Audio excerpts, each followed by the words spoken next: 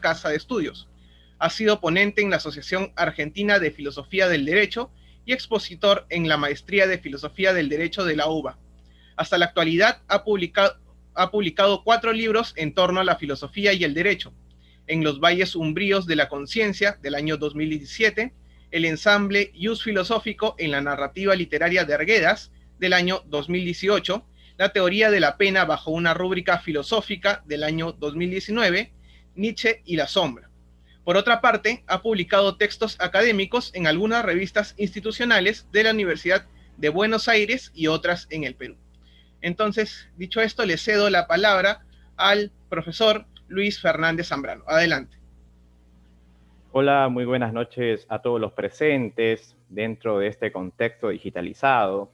En primer orden, quiero estrechar mis enconados agradecimientos al doctor Marco Martos, quien preside donairosamente la Academia Peruana de la Lengua, por concederme tan ingente oportunidad. En segundo orden, a todos ustedes por reflejar aquí fidedignamente una cualidad volitiva en torno a un itinerario cultural. Y en tercer orden, a mis padres, a mis familiares, que probablemente van a ver asincrónicamente esa transmisión en vivo. Bueno, particularmente para circunscribir mi atención dentro de la temática sobre la cual va a girar esta conferencia, como ustedes saben, básicamente los objetivos de esta conferencia tienen que ver con realizar una reconstrucción de las conceptualizaciones que brinda Borges sobre la temática de la interpretación jurídica, la justicia y la originalidad creativa en el derecho, y una vez realizada esta labor reconstructiva, o gracias a esta conceptualización, en algunos casos a pesar de estas conceptualizaciones, analizar algunas prácticas jurídicas, tanto del derecho actual como pasado. Si bien estos son los objetivos principales de la conferencia, esto quizás se inscribe en una línea un poco más amplia, que tiene que ver con tratar de establecer vinculaciones entre el derecho y la creación artística de Borges, y también pensar si es posible analizar las prácticas jurídicas bajo la guía de inteligibilidad que nos ofrece su sombra artística. Por otra parte, es menester afirmar que esto se inscribe dentro de una tendencia o un esfuerzo por evitar lo que se conoce como aguijón semántico, es decir, evitar reducir todos los problemas del derecho a problemas del lenguaje, pero también evitar ser picados por un aguijón interpretativo, que sería tratar de reducir todos los problemas jurídicos a los problemas de naturaleza interpretativa, obviamente sin caer en lo que podríamos también denominar un aguijón de justicia, que sería pensar únicamente los problemas jurídicos como problemas de justicia. Dentro de la reconstrucción, digamos, de una analítica del derecho desde la obra de Borges o una conceptualización sobre la temática jurídica, voy a concentrarme durante esta conferencia a disertar alrededor de 3 núcleos conceptuales, como ya ustedes habrán visto, que son particularmente: 1, los límites entre la originalidad y el plagio; 2, la interpretación jurídica normativa; y 3, la conceptualización de justicia desde algunos textos medulares de Jorge Luis Borges. Bien, pasando a un primer orden, concentrándome dentro de uno de los núcleos conceptuales, o el primer núcleo conceptual. Primero quiero advertir que existen obviamente un par de cuestiones que tienen que ver con cómo los límites entre la originalidad y el plagio en la obra de Borges van agarrando una naturaleza conflictiva, y es por eso que seleccioné uno de los textos que viene a ser el texto de Menard, y a partir del texto de Menard establecer ciertos lineamientos conceptuales en torno a los límites conflictivos que hay entre la creatividad, el plagio y la originalidad. Si bien quiero advertir en esta conferencia que esta es solamente una lectura personal que yo hago, es una de las tantas lecturas que se puede hacer en torno a cómo se vincula directamente la obra de Borges con la superficie epistemológica del derecho, pero no es la única. Probablemente si venga otra persona que tenga una vehemencia enconada en torno al análisis jurídico desde la obra de Borges, plantee otra perspectiva. Eso quiero dejarlo bien en claro para un poco no acotar dogmáticamente lo que se va a decir aquí. Ahora, lo que se sabe en torno a la obra de Menard es que esta fracción creadora de Borges, publicada en 1939, es que básicamente es una retención apologética de la obra de un supuesto escritor que se llama Pierre Menard, que en la década del 30 decide reescribir el Quijote, y esta reescritura del Quijote no es una reversión, no es una versión del Quijote, sino que pretende, sin copiarlo, escribir un texto idéntico al original que tenga su propia originalidad. Ahora, lo que hace es escribir justamente el Quijote, tratando básicamente de ser idéntico al Quijote de Cervantes, pero sin copiarlo. Y lo interesante del cuento también es que este apologista de Menard lo que hace es prestar atención a cómo las ideas del Menard en la década del 30 muchas veces son más valiosas, más profundas y más ricas que las del principio del siglo XVII escritas por Cervantes. Por lo que es un texto que significa otra cosa escrito por Menard en el 30 que lo que significó ser escrito a principios de 1600 por Cervantes. Ahora, el texto es interesante porque uno puede pensar que Menard a su vez es un inventor de este apologista cuando se trata de un apologista que inventó un escritor para aprender una idea, con lo cual también Menard también es una imaginación, ¿no?, de quién es este supuesto narrador. Pero dicho esto, Menard es un prototipo, es un personaje que estaría escribiendo el Quijote en estas condiciones, y su obra en general transita por este carril. Básicamente yo les invito a recordar que reescribe sus propios sonetos que va a publicar. Recuerden también que el texto nos habla cómo este personaje emblemático de la obra de Borges traslada a otra métrica los versos del poema de Valéry y traduce un texto que originalmente está escrito en francés y que fue traducido al castellano, y él lo vuelve a traducir al francés. Frente a esta un poco incipiente introducción a lo que va a ser el análisis del primer núcleo conceptual, yo creo que es necesario abordar dos grandes problemas. El gran problema que se puede desprender desde la obra de Menard es el problema de la creación y el plagio, y el segundo problema que se enlista en la línea conceptual de segundo núcleo, que tiene que ver en el problema de la interpretación jurídica o cómo leemos los textos jurídicos. Si bien, ahora, básicamente sobre el problema de la creación es necesario repasar un caso reciente que probablemente ustedes hayan escuchado o hayan visibilizado dentro de la escena mediática peruana.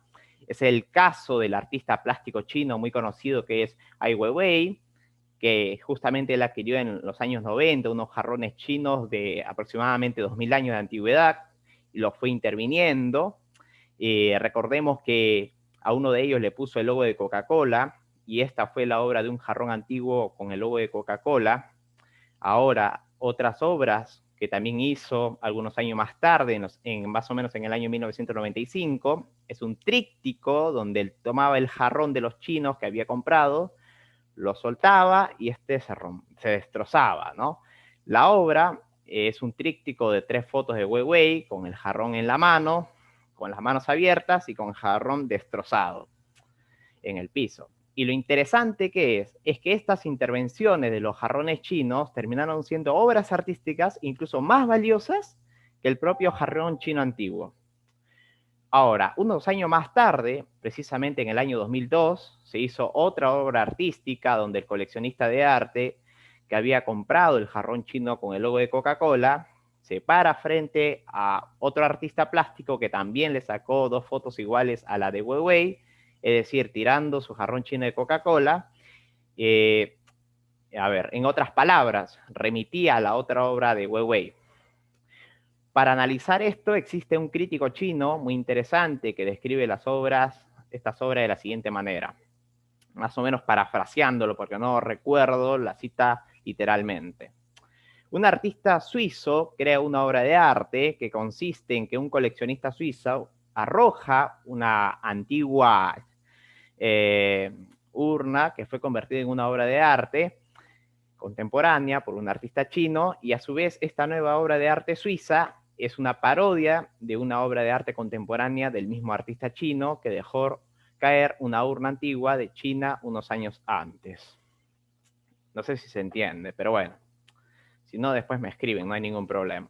Entonces, como acá lo que entra en juego es cómo el concepto de arte, que tiene que ver con la apropiación de la creación del otro para convertir obras distintas, lo que genera es las siguientes formulaciones probablemente, como por ejemplo, ¿qué va a pasar con los derechos de autor? Que es una de las preguntas medulares dentro del terreno jurídico y que abre una escena de discusiones probablemente interminables. Y ahora yo les invito, ¿no?, a pensar que supongamos que un tercer artista dedicado, por ejemplo, al arte holográfico, lo que hace, por ejemplo, o puede hacer, es toma el último tríptico y lo convierte en filmación holográfica. Entonces, ¿de quién es esta obra de arte que estamos exponiendo? ¿Acaso del que crea el holograma de Weiwei, que fue el inicial artista suizo intermedio, que creó una obra alternativa? Bueno, eso da para pensar muchísimo. Y a su vez, hay un punto que se puede agregar a esto. Es que en el año 2014, esto lo traigo de manera anecdótica, en un museo de Miami, en Estados Unidos, se exhibieron las obras de Weiwei. Y Máximo Caminero, un artista latino muy conocido, como acto de protesta contra las políticas del Museo de Miami, decidió destrozar el jarrón chino de los que Weiwei estaba exponiendo ahí, en lo que hizo en queja. ¿Por qué? Porque supuestamente no había presupuesto destinado a los artistas locales, y él dijo lo siguiente, y esto, por favor, es importante. Yo estoy tomando como modelo lo que Weiwei hizo con su jarrón chino previo. Y Weiwei dijo, bueno, pero yo no lo comparto. Esto es un acto delictivo y existe un proceso penal en función a esto. Entonces, aquí, particularmente, empezamos a ver una situación de interpretar una obra artística o no, lícita o no, a partir de un contexto en que estamos ubicando y la manera en que se va recreando una obra previa. Incluso, a ver, uno podría pensar tal vez en que Máximo Caminero podría haberse liberado de su fianza pidiendo la filmación de seguridad, ¿no?, del museo, rompiendo el jarrón y convirtiendo esto en una obra artística autónoma, distinta a las anteriores, ¿no? Eso podría ser una posible solución. Pero ¿de quién es esta filmación? Si es de él, si es de la agencia de seguridad, o sea, del museo. Bueno, eso queda abierta la pregunta, y probablemente las respuestas sean tan distintas y distantes que no puedan converger en un mismo itinerario de pensamiento. Pero particularmente yo traigo esta idea porque en ese problema yo quería plantear una vinculación que hay desde el derecho con la literatura de Borges, o de la obra de Borges con el derecho, un poco la relación bilateral que hay entre estos dos planos del saber humano. Pues por lo que se ve justamente es un problema que tiene que ver con el arte contemporáneo, que se circunscribe al mensaje de apropiarse de objetos artísticos anteriores para crear una obra nueva, y que aparece como parodiando una imagen de Menard de Borges, ¿no? Justamente Borges con Duchamp son los autores más citados desde un punto de vista del arte contemporáneo para pensar la idea de la apropiación en torno a procesos creativos de otros para convertirlos en otros nuevos. Ahora bien, una artista norteamericana que responde al apellido de Levine, que es conocida porque en otro movimiento de arte contemporáneo usaba el plagiarismo, o sea, la forma de apropiarse de otras obras anteriores. Incluso es una artista que creo que todos nos vamos a poner de acuerdo, vamos a llegar a un consenso, que se apropiaba de obras previas y en algunos casos las reproduce de forma idéntica. Ahora, hay una foto famosa, sí, por internet, de un fotógrafo norteamericano que se llama Careos, de la década de 1930, y lo que hace Levine es sacar fotos de esas fotos y exhibirlas. Son fotos que ella, ¿no?, saca de un autor anterior y las recrea, ¿no? Pero eso no es lo único. Recordemos, por ejemplo, recrea también la obra de Man Ray o del propio Duchamp, que ella exhibe en un nuevo mingitorio, esta vez de bronce, con un sentido que tenía que ver no solo con una reconceptualización del mingitorio, que había sido conceptualizado por Duchamp, sino también con una representación de las horas de un arte patriarcal representado por hombres, ahora expuestos por una mujer a partir de su propia perspectiva. Ahora, recordemos también que Levin, en un libro que reúne su obra, inicia con un epígrafe de Borges que dice, like I see potation. Aparentemente, no es una cita de Borges, sino que es una cita que Baudrillard escribe de lo que él dice haber escuchado en una conferencia de Borges.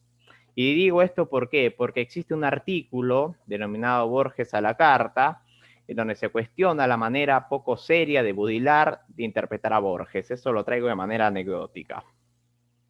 Entonces, lo interesante es cómo el texto de Borges se observa que verdaderamente anida o está muy saturado de este problema de la autoría y copia. A mí particularmente me gusta sobre todo más un texto cortito de Borges y Bioy Casares que escribieron en homenaje a César Paladión, que es un autor que lo que hace es leer libros y cuando entiende que el libro expresa lo que siente, lo convierte en libro propio y lo publica como propio. E incluso, miren, es tan honesto que dice el texto, por ejemplo, de la Divina Comedia, no me animo a publicarlo como propio porque siento que me excede. Entonces publica La cabaña del tío Tom porque le parece o que él cree que una vez que lo lee lo representa a él y por lo tanto lo publica como propio. Incluso pensemos que en el mismo Borges mismo tiene esta historia de republicar textos no solo propios, sino de otros o de trabajar sobre textos de otros. Quiero decir, por ejemplo, a ver, un ejemplo que se me ocurra, la biblioteca de Babel, ¿no? En realidad, pues de algún modo remite a la obra de que él mismo menciona, de Lastrick, ¿no? De la Biblioteca Universal, donde incluso una crítica universal de Lastrick se menciona como texto de la biblioteca.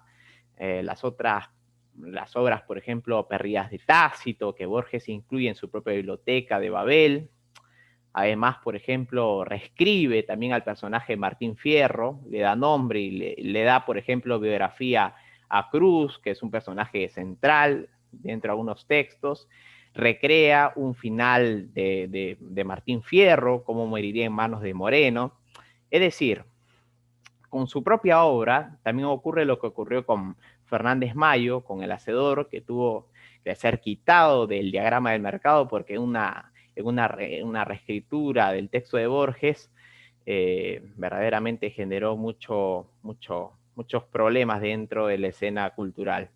Y estamos pues también ante lo ocurrido con Kachaskin, ¿no? Que hizo la historia del Alec engordado y que son muy interesantes para quien estamos pues en el mundo del derecho, pues nos permite pensar la idea de cómo se regulan o cómo regulamos esta idea de tomar una obra previa y convertirla en otra y de qué manera esta técnica de Menard se reproduce en problemas jurídicos que el Menard trae de manera clara para poder pensar contemporáneamente el derecho. Si bien Menard termina diciendo que este autor enriqueció mediante una técnica nueva el arte detenido y rudimentario de la lectura, la técnica del anacronismo deliberado y sus atribuciones erróneas, lo que a mi criterio pasa con Menard o el texto que imaginamos o es que justamente vemos a un autor que en la década del 30 lo que hace es reescribir con otro sentido un texto de 3 siglos antes. Entonces estamos pensando en textos, cómo los textos viajan en el tiempo y pueden no significar otra cosa, ¿no? Como que el tiempo es una variable que va transfigurando los significados. Y en este sentido, en la idea de que los significados, conforme viajan en el vehículo del tiempo, transfiguran sus significados, voy a aproximarme o voy a encarrilarme al segundo núcleo conceptual de la temática de la conferencia, que tiene que ver con la manera en que leemos, interpretamos jurídicamente los textos. Ni el punto de vista del derecho, obviamente, cómo lo visibilizamos en función de la ley o cómo leemos los hombres de derecho o cómo leen los jueces, ¿no? Es una cuestión a priori muchas veces, pero por ahí también se inserta. Y particularmente acá tenemos un problema muy interesante en torno a esta reflexión de cuando la ley dice otra cosa de lo que realmente queremos o como también cuando la ley dice otra cosa, de que lo que yo entiendo que la Constitución fija lo que una ley debe expresar. Por ejemplo, le doy un dato, de hecho, la legislación argentina establece que la Corte dice que cuando una ley es contraria al aspecto constitucional, los jueces deben esforzarse por encontrar la interpretación que encaje, por lo cual la propia Corte está invitándonos que pensemos que este contexto puede decir algo distinto de lo que nos parece que dice al principio. Ahora, debido a que estamos hablando sobre la interrelación entre el derecho y la literatura de Borges, a mí durante esta noche me interesaría pensar cómo podemos edificar una teoría de cómo debemos leer un texto de legal, y hay que traer a colación de que Borges tenía esta idea de que la lectura es que define el contenido de un texto, y para eso es necesario volver a los textos de Borges, ¿no? Un poco a los que habla sobre Bernard Shaw, ese premio Nobel de literatura de Inglaterra. Y bueno, acá hay un punto central que a mí me gustaría entender, ¿no? Dice, una literatura ¿no? difiere de una literatura ulterior o anterior, menos por el texto que por la manera de ser leída. Si me fuera otorgado leer cualquier página actual, esta, por ejemplo, como esta que leerán, por ejemplo, en el año 2000, yo sabría cómo sería la literatura de 2000. ¿No? Esta es un poco la idea central que se camufla, que se empalma con la mentalidad de Borges sobre este núcleo conceptual. Y con esto Borges juega mucho, habla de cómo se enriquece el texto observándose a partir de la lectura, y mucho citaba Borges ¿no? a Unamuno, y Unamuno tenía pues esta idea de cómo los evangelios son más valiosos hoy porque tienen generaciones de lectura distintas que lo proveen de sentidos que antes no tenían. Pero esta idea de que la ley, de que el texto ocupa un espacio y se va eclipsando la figura del autor hasta desaparecer, es un punto interesante.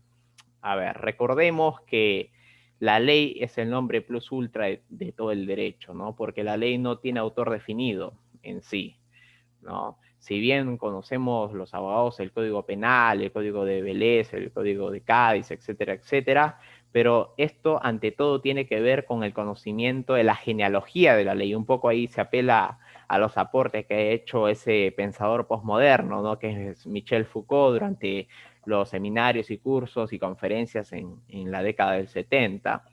Pero las mismas leyes tienen por definición desborde a lo individual, porque son textos que como comunidad nos damos a nosotros mismos para regularnos en nuestra vida cotidiana. Y a su vez, a pesar de que son textos, también es cierto, es certero que el texto jurídico, a diferencia del texto literario, tiene un efecto sobre la vida cotidiana. Este es un tema de derecho y literatura que debemos tener muy en claro. Ahora, hay muchas miradas críticas sobre ciertos estudios sobre el derecho y la literatura, que seducidos por la idea de que la literatura, ¿no? Pierde muchas veces de vista la función que la norma debe tener dentro de una praxis social. Por ejemplo, cuando el crítico Menard trata de pensar qué significa la palabra historia, o la historia como madre de la verdad en el texto del Quijote, ¿no? O en el texto de Menard claramente puede estar pensando en términos literarios, pero cuando un juez, por ejemplo, está pensando si hay violencia de género en un homicidio o hay alevosía, está diferenciando entre una pena de 8 años a una pena de prisión perpetua dentro del marco de legalidad argentino, pues con lo cual esta libertad de interpretación y el juego que nos puede traer la función de la idea de pensar el texto en cuanto a su riqueza, particularmente se vuelve un poco más complicada, lo que diría Rosdell, ¿no? Rosdell, un gran jurista, la ley informática autoritativa, ¿no? Y no es justamente lo que desde la academia, en gran sector de la academia, se entiende por derecho. De hecho, cuando uno piensa de un punto de vista de Borges, cuando él dice que el hecho estético es la inminencia de una revelación que no se produce, O cuando dice de los textos de Faulkner, no sabemos lo que pasa, pero sabemos que con lo que pasa es terrible. Esto nos permite una aproximación estética al texto que nos enriquece, pero si nos pasara con un texto legal nos empobrecería, o lo que generaría es una imposibilidad de convivir dentro de una comunidad. No es que en el texto no se entienda lo que pasa en la comunidad, sino que el texto tenga palabras precisas y que se pueda entender lo que el texto significa, o como diría Luis Alberto Sánchez, ubicar la palabra justa para cada pensamiento, diría el doctor Sánchez, ¿no? Entonces, ¿por qué esta idea de Borges y la ley?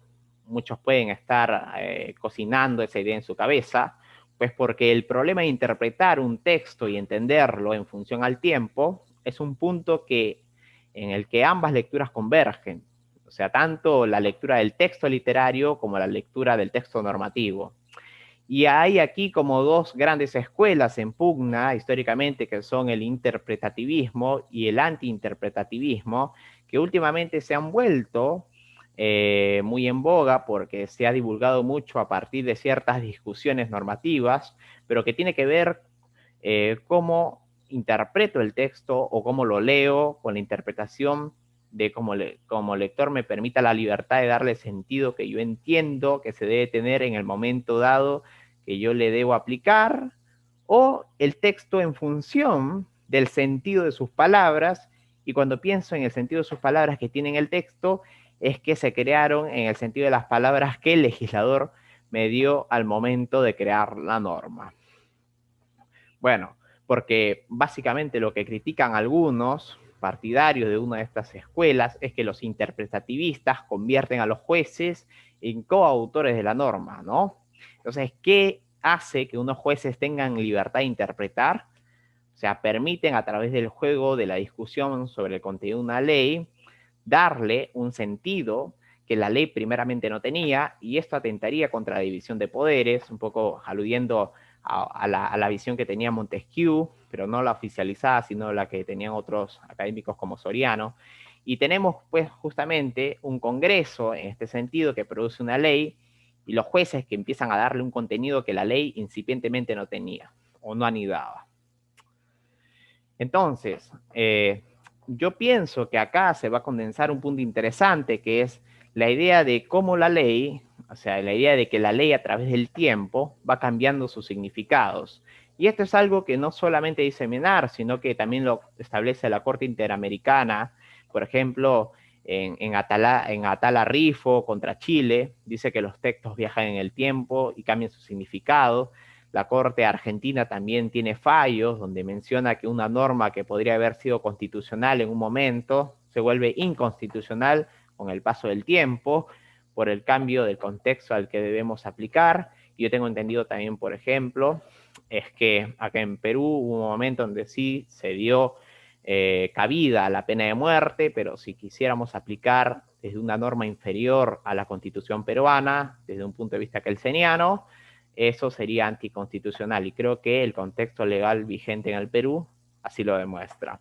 Entonces la discusión que aquí está sobre la mesa, que si yo tengo que respetar un texto o no, cómo respeto o cómo entiendo un texto, y que Menar empieza a jugar cuando piensa que lo que sucede con un texto de Cervantes y lo que tenemos permanentemente en el mundo de derecho es esto en realidad, ¿no? Como los textos se van transfigurando, se van modificando, ¿no? Van mudando los significados. A colación de esto, miren, en junio del año 2019, hace poquito en realidad, ¿no?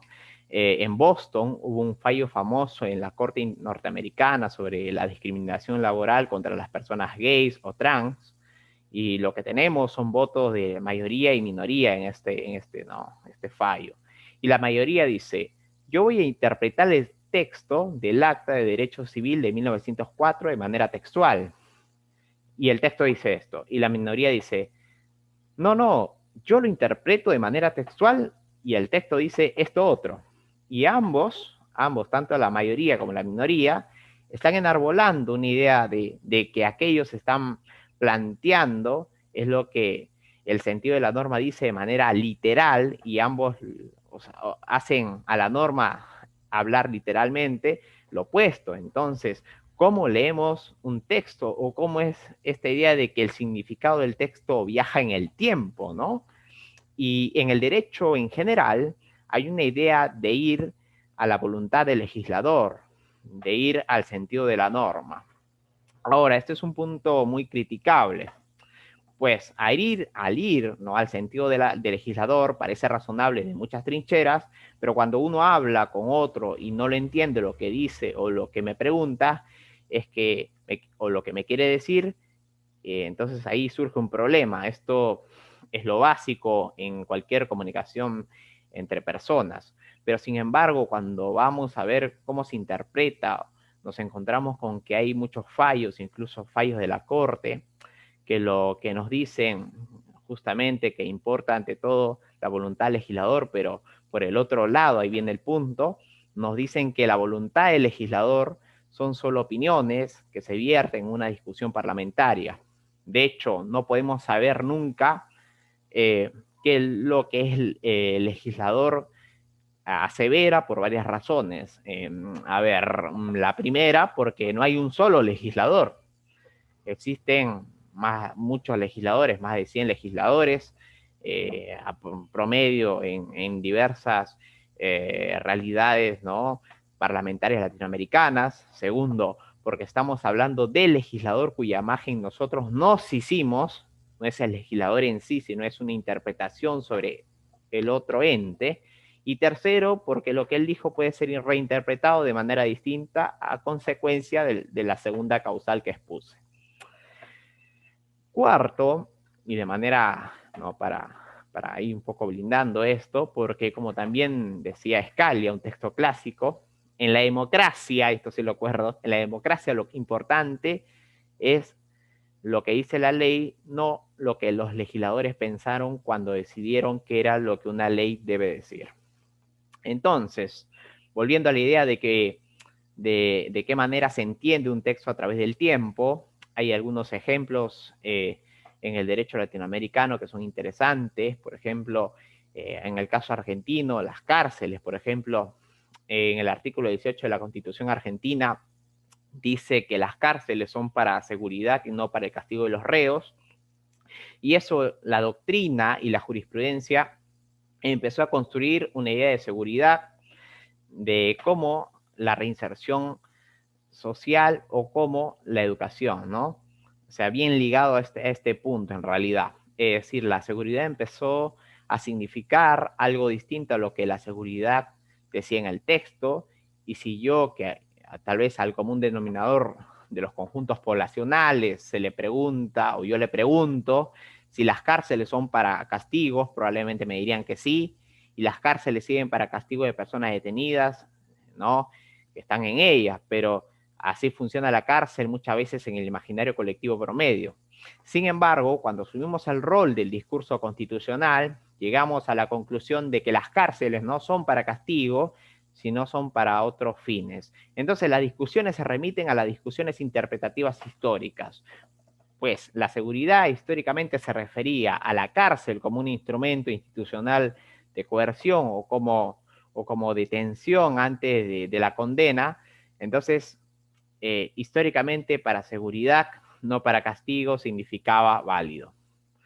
Pero De Valli, un reconocido profesor, un jurista argentino bonaerense, en torno a esto, sobre las cárceles, ¿no? de antaño y sobre el derecho penal, lo que planteaba era la idea de la interpretación dinámica que permite pensar que la cárcel, o sea, pensando la Constitución, ¿no? No es ya la cárcel de seguridad, sino la cárcel del castigo. Sin embargo, estoy negando de manera expresa aquello que el contenido esencial de la cárcel expresa, ¿no? Entonces, lo que tenemos acá es forma de pensar textos a través del tiempo, que es lo que plantea Menard cuando lee el Quijote o cuando dice que lo que escribe cuando en realidad está leyendo. Si bien Menard le dijo a su amigo, estoy reescribiendo el Quijote, pero no lo escribió, en realidad lo estaba leyendo, lo estaba interpretando, y justamente lo que hacemos en general dentro del ejercicio del derecho desde siempre casi todos los abogados. Ahora, hay una discusión parecida en el derecho norteamericano que tiene que ver con la idea de que la octava enmienda dice que es tan pródiga la imposición de penas crueles e inusuales. Entonces, la discusión era o se circunscribía fundamentalmente en que la pena de muerte es una pena cruel y inusual. Para los que hicieron la Constitución, sinceramente, parece que no era cruel e inusual, pero sí era una pena usual. Sin embargo, hoy se puede entender como inusual, pero emana probablemente la siguiente interrogante: ¿cuándo la pena de muerte confronta el texto constitucional? Y ahí atraía a colación el caso peruano, ¿no? Una interpretación dinámica a través del tiempo, probablemente podríamos decir que si mientras la interpretación histórica pueda advertirnos que no, entonces las cosas siguen en su mismo cauce.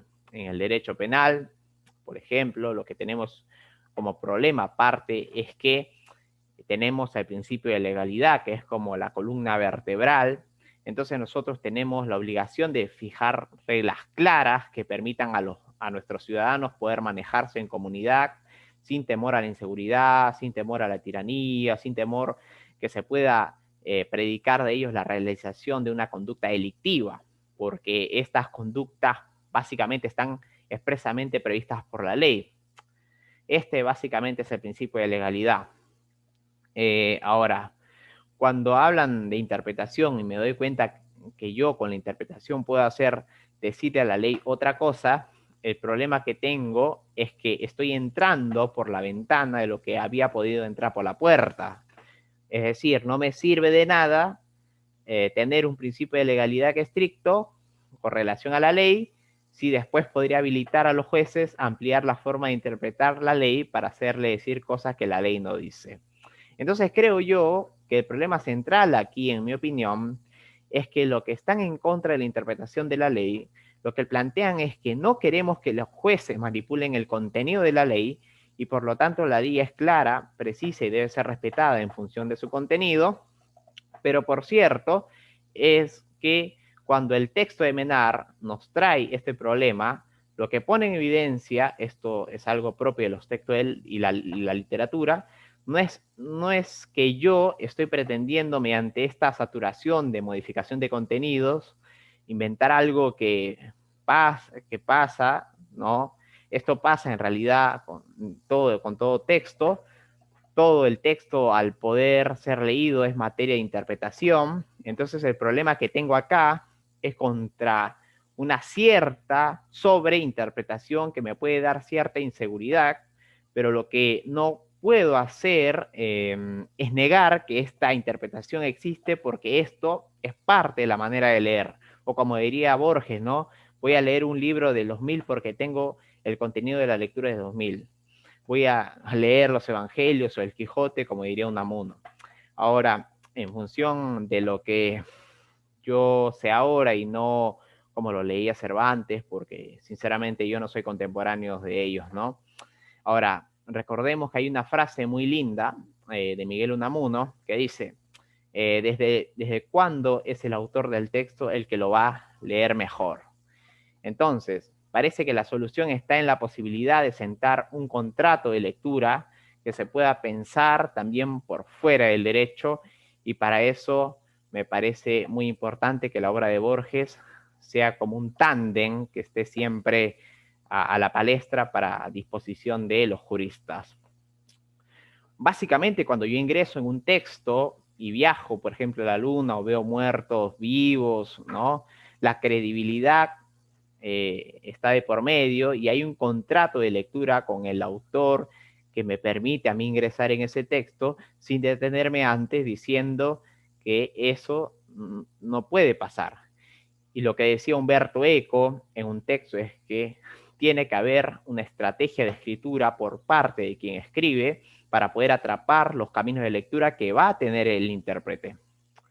Y esto es algo que en un Estado democrático tal vez tiene que ver con lo que algunos llaman los diálogos entre poderes, es decir, de que la escritura de una ley tenga el grado de de mucha claridad, pero de previsión sobre las posibles lecturas que tienen aquellos que lo tengan que aplicar. Es posible que quien escribe no sea parte de inicial de lo que no sea parte inicial de lo que escribió, pero la idea sería, en realidad, la posición de tener estrategias de enunciación y códigos de lectura que permitan que el derecho esté sometido al mismo avatar que está sometido a la lectura ficcional, pero esto no sea preso de este avatar y no sea manejado, no, o sea, porque en realidad hay un punto que a mí me gusta rescatar, que el derecho no sea manejado, o sea, que se logre más que todo manejar la neurosis en vez de ser manejado por la neurosis. Entonces, esto vendría a ser un resumen de los dos primeros núcleos conceptuales, que viene a ser en torno a los límites conflictivos entre la creación y el plagio y la interpretación jurídica desde la lectura de Borges. Y finalmente quisiera circunscribir mi atención al tercer núcleo conceptual, que es justamente cómo pensar la literatura de Borges del derecho, ¿no? En el derecho, perdón, la noción de justicia, y esto parece que abre lugar a varios aspectos y a diversas perspectivas.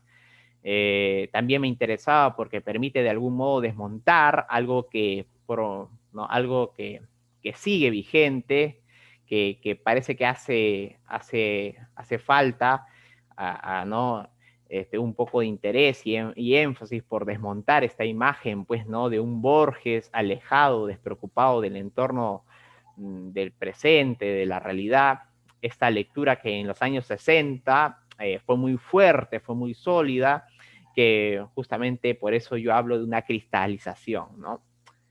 Creo que uno de los hitos principales de este pensamiento fue el libro de Daniel Balderston, ¿no? Fuera del contexto, en su primera versión inglés de 1993. De modo que pensar en el Borges y el derecho me parece que es una manera de entrada que tiene que ver con las indagaciones sobre las formas de funcionamiento social. Es aquello que está en su brillante libro. ¿No? Hay un libro también de este autor, se llama Borges, un escritor en las orillas, define cómo los modos en que el orden se consolida, se conservan o se destruyen. Creo que este es otro de los libros que hay que mencionar, que también, que digamos, desmonta esta imagen cristalizada, ¿no? De la que hacían alusión muchos borgianos, no sé si me pueden permitir usar este término, pero hacían mucha alusión durante un buen tiempo, especialmente a partir de la década del 60.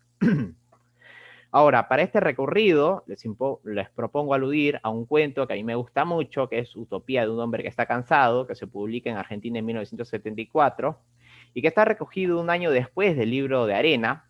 Ahora, no está de más, en este contexto, afirmar que siempre me llama la atención de que cuando no está más citado, especialmente para hablar de la relación entre Borges y lo político, cómo estamos diciendo acá sobre su posición entre los modos de funcionamiento social. Particularmente me interesa expresar un poco acá la interrelación que tiene la visión o la perspectiva política en torno a o cómo se proyecta más que todo sobre el terreno literario. Recordemos básicamente que hay un punto interesante, que es en este cuento elocuente que hay un narrador en primera persona que camina por una llanura cuyas coordenadas no distinguen. Por eso dice, iba por un camino de las llanuras, me pregunté si mucha curiosidad se estaba en Oklahoma o en Texas, o en una región que los literatos llaman La Pampa.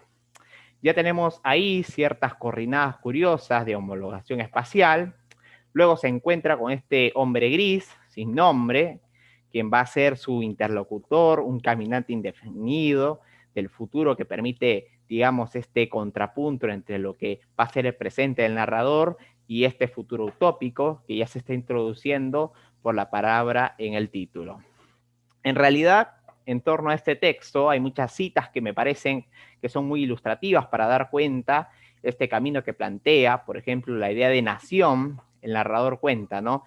Más o menos parafraseando, lo dice, en un curioso ayer, el planeta estaba poblado por espectros colectivos en Canadá, Brasil y el mercado común. de algún modo, de los principios, esto va a regir esa sociedad utópica, y esto está explícito, que es justamente en la temática del olvido, de lo personal y de lo local. Uno básicamente puede hacer un rastreo textual de estos, por ejemplo, en los inicios de la producción de Borges, que me permite, o que me parece, o que me permite demostrar que este olvido de lo personal ya se advierte en ese famoso prólogo de su obra, ¿no?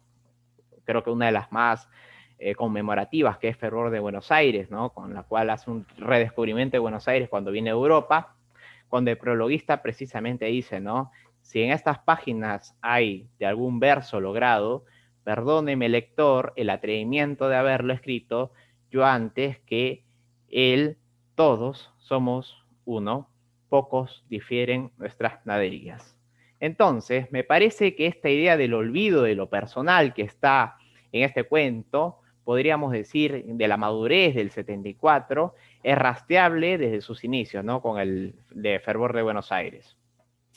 Respecto de esto segundo, del tema del olvido de lo local, es lo que anteriormente intentaba decirles, que me parece que puede localizarse a partir de la década del 30, y de un hito histórico muy concreto en la historia del país de Argentina, que es el primer golpe de Estado con el golpe de Uriburu, y que particularmente va a ser acompañado de ciertas tendencias que llegaron para quedarse, lamentablemente. Una de ellas, por ejemplo, es la que Borges, digamos, va a estar fuertemente vinculado, que va a ser justamente la idea de nacionalismo, pensando esta idea y su funcionamiento tanto en Argentina como en el resto del mundo.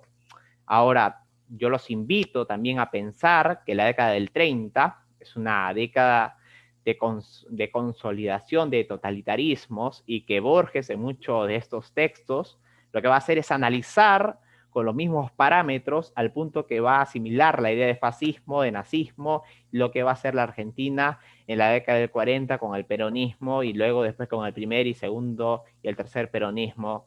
Ahí, ¿no? Un poco la lógica. Ya. Entonces, decía que esta idea del olvido, de lo personal, de lo local, que está en este cuento, parece redundar en una defensa de la mayor libertad individual, un poco la cariz, la faceta liberal de Borges. En efecto, este habitante del futuro, que parece un poco más liviano en un sentido del narrador, dice que ya no hay ciudades, que ya no hay posesiones, no hay herencias, y remata más o menos por ahí, algo me acuerdo, que cuando el hombre madura a los 100 años, está listo a enfrentarse consigo mismo, y con su soledad, pues ya ha generado un hijo. Y agrega esta idea que vamos a poder rastrear en otros lugares también de la literatura de Borges, que es esta idea de que cada uno es dueño de su vida, y que por ende también de su muerte. Esto también desencadena una pregunta del narrador, que es sobre los gobiernos, y el interlocutor dice, ¿no? Según la tradición, fueron cayendo gradualmente en desuso, llamaban elecciones y declaraban guerras, imponían tarifas, confiscaban fortunas, ordenaban los restos y pretendían imponer la censura, y nadie en el planeta los acababa. La prensa dejó publicar sus colaboraciones y sus efigies, y los políticos tuvieron que buscar oficios honestos, algunos fueron cómicos y otros buenos curanderos. Disculpen, pero esta parte me pareció muy, muy, muy buena, muy hilarante. Bueno, les resonará seguramente que estas ideas, ¿no? En estas ideas, la mínima intromisión del Estado para Borges en un orden deseable, ya que estaba expresada en el famoso ensayo de 1946, Nuestro Propio Individual, que es muy conocido y que tal vez es citado por muchos liberales, y precisamente que va a coincidir con muchos de los cuentos de ficciones. Ahora, un poco, para ir resumiendo esta idea del individualismo, quiero que quede claro, y quiero enfatizar lo que va a tener que ver con una defensa de las libertades individuales, y por eso esta contraposición entre el individuo y el Estado que va a elaborar Borges en este ensayo, y también en muchas de sus ficciones. Y quería mostrar como otras figuras emblemáticas, aparte de este cuento en donde esta idea también se ve trabajada y enriquecida, cómo es la producción en la colaboración de Bioy Casares en los 6, la producción policial dentro de esa producción en colaboración que fue tan vasta y que abarcó distintos géneros en general, es necesario, desde mi perspectiva, que pensemos que pensemos en entender que en que los cuentos policiales, pero después de esta saga continuó también una tendencia sobre otros géneros y otros formatos, que tiene que ver más que todo con la importancia de vincular la justicia y el derecho. Y eso, por ejemplo, está en un texto que en esta ocasión no lo voy a desarrollar por tema de tiempo, que es el texto de Masuns, ¿no? Es un texto muy interesante para ver ese antagonismo que hay entre la justicia formal y la justicia personal. Pero hay un texto que a mí particularmente me interesa muchísimo, que es el texto en donde se pone mucho hincapié sobre el personaje de Isidro Parodi. 6 casos para Isidro Parodi, si no me equivoco, pero tengo bien ahí el contenido del texto en la mente, que es una de las más fuertes y potentes. Ahora, por ejemplo, a mí me interesa pensar en Isidro Parodi precisamente en la creación del detective Isidro Parodi por parte de Borges y Bioy Casares, también como una especie de emblema o como un símbolo en estas libertades individuales. Entonces ustedes se pueden preguntar por qué. Bueno, porque Parodi viene a encarnar los valores del criollo viejo. Isidro Parodi es un inmigrante, entonces como descendientes de inmigrantes, entre comillas, no lo tomen literal, son tediosos, viejos por elección, y lo homologa a la figura de Evaristo Carriego, el poeta, Evaristo Carriego, a quien Borges en su primera producción le dedicó una biografía. Entonces, en ese caso, la idea del criollo viejo o en estos valores que se encarnan no tienen que ver tanto con la permanencia en el territorio o cuando en esta elección individual nuevamente se presentan. Entonces, tenemos esta idea del individuo y la libertad bien evidente en la obra de Borges. Por lo tanto, esta producción permite bien que digamos un devenir ideológico, por así decirlo, de algún modo, si el foco de la sátira de 1942, es decir, en los 6 problemas de don Isidro Parodi, eran los inmigrantes. En el año 46 van a escribir un modelo para la muerte, que es la novela, que van a ser ya los inmigrantes, pero esos inmigrantes que juegan a un falso nacionalismo, van a ser precisamente arquitectos que también sean el blanco de ataque más concreto de nuestro pobre individualismo. Recordemos, hay una frase muy interesante que a mí me llama mucho la atención, que dice, ¿no? Los nacionalistas pululan los nuevos, según ellos, atendibles o inocentes propósitos, que justamente fomentar los mejores rasgos argentinos, pero ignora, sin embargo, a los argentinos. Bien, toda esta ignorancia precisamente va a ser uno de los temas de esta saga de Isidro Parodi, ¿no? Y otro punto que también lo quería rastrear aquí en la obra de Borges es que se presenta el emblema es que justamente es esta figura de la defensa de los ideales del individualismo, porque Parodi está encerrado, recordemos, está en una celda por un delito que no cometió, es decir, que viene a ser como el que va a representar una paradoja. ¿Por qué la figura del detective encerrado? Bien podríamos pensar en el policial clásico, pero encerrado en una institución espectral estatal, lo convierten, a mi parecer, precisamente en una contrafigura, y digo paradoja porque todos los personajes que desfilan por estos textos van de algún modo a buscar justicia en la amistad de Parodi. Entonces tendríamos una justicia encerrada en una institución estatal, con lo cual, digamos, es el contrapunto. Lo que para Borges es justicia está justamente entonces opuesto a lo que se vendría a hacer desde la ley del Estado. Básicamente quería que vean esto porque me parece un punto interesante, porque conecta con esta idea del orden deseable con el menor grado de intrusión del Estado, podría decirse desde un punto de vista liberal. Desde otro punto de vista, podría afirmarse que la tecnología de la justicia opera por fuera muchas veces de los marcos institucionales o aquellos tipificados por el principio de legalidad.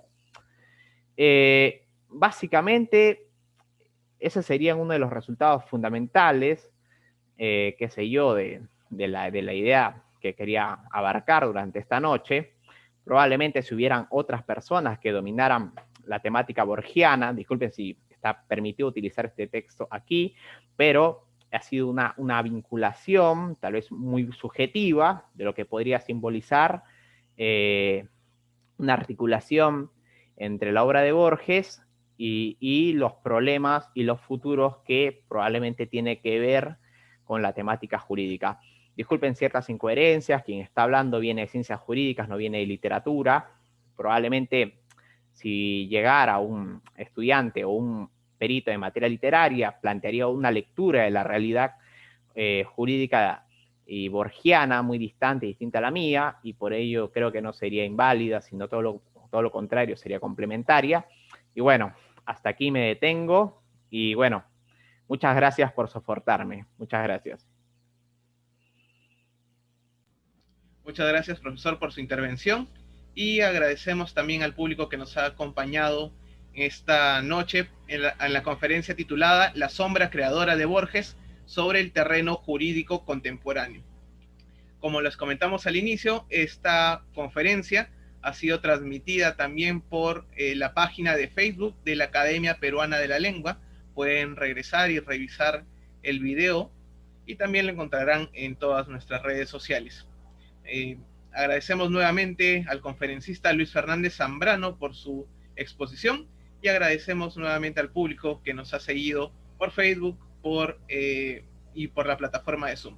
Si tienen alguna pregunta, disculpen, con mucho gusto la pueden plantear. Yo desde mi trinchera o desde mi lugar no tengo ningún problema en darle una respuesta posible. Si alguien quisiera realizar alguna pregunta, puede utilizar la opción levantar la mano que aparece en el panel de Zoom, en la opción participantes, para cederle la opción de activar su audio. También pueden realizarlo a través del chat, pueden realizar la pregunta a través del chat, o si nos están siguiendo por las redes sociales, por la página de Facebook, también pueden realizar allí sus preguntas. Si hay alguna pregunta, puede realizarlo a través de la opción levantar la mano o escribir a través del chat que desea realizar alguna pregunta.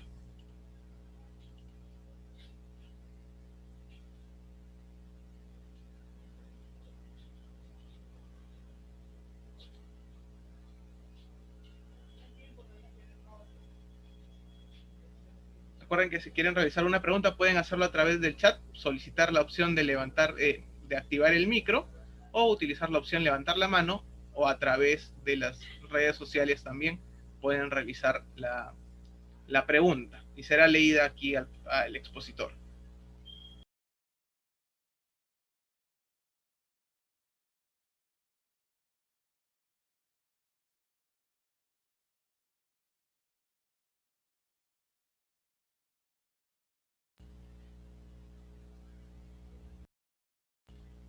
Y profesor, parece que no hay consultas de parte del público. Si es que hubiere alguna, pueden realizarla a través del chat, nuevamente como les comentamos, o utilizar la opción levantar la mano para activar el micro y puedan realizar las preguntas personalmente.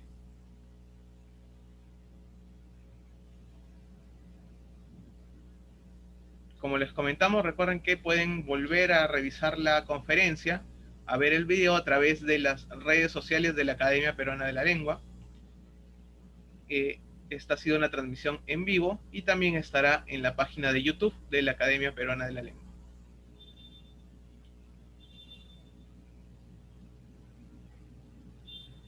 Bien, parece que no hay preguntas. Bueno, de antemano, para dar unas palabras de cierre, no sé si está permitido. Bueno, en primer orden, agradecer al doctor Marco Martos por la amabilidad. Yo vengo de ciencias jurídicas, particularmente una aproximación al terreno literario. Ha sido un placer ingente que nunca voy a olvidar, o sea, es de naturaleza inolvidable.